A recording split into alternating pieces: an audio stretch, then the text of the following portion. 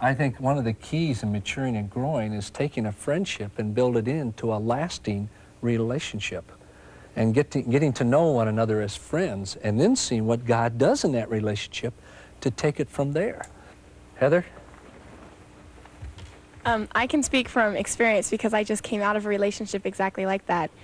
And it was really hard because we were acquaintances. I knew his name, he knew mine, and for about a week we held hands, and then all of a sudden we're boyfriend and girlfriend, and I'm like, whoa.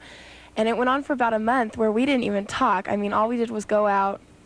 That was it. We just went out, and then he dropped me off. There was no communication whatsoever, and it was so hard. I finally had to get out of the relationship because it was tearing me away from God. It was like I was so stressed about it, my spiritual life just crumbled.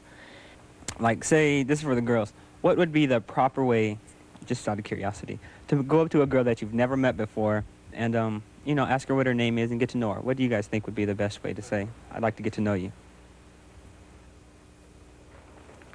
I think a lot of times if this is in a school situation and you meet her the first day of school, you say, well, hi, we'll use you. I'm Alf, and what's your name? And then, would you like to eat lunch with me and my friends?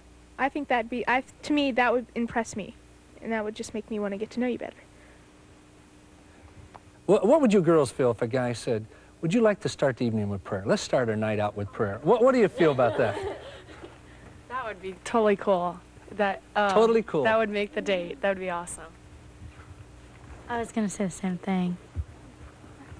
That would impress me so much, it would just make me want to say, hey, this is a nice guy to go out with.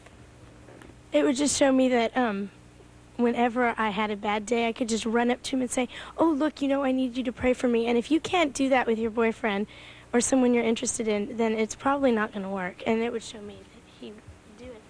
He'd do it for you. It'd make me feel a lot safer, because I know he wouldn't be, like, on top of me the next minute. Good point. Okay. Like my ex-boyfriend, he used to read a chapter of Proverbs every time we went out, before we went out. And it was so cool. I mean, that was the one thing that kept us together. Well, for me, it'd be like, oh, well, let's pray. And then, like, your hormones may kick in later, and then you try to kiss her. But then she's all like, well, we just prayed, and you want to kiss me? You know, it sounds like a good reason to pray, Alf. Guilty conscience. But you know, Alf, you did hit the nail on the head. I mean, face it, it's pretty hard to say to a girl, you're getting ready to go in, and you're ending the evening, and you say, let's pray. And she says, just a minute, I have to button up my blouse.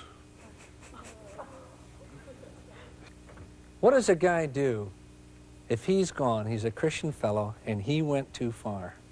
And when he got home that night, he realizes that, girls, what can a guy do to set things right?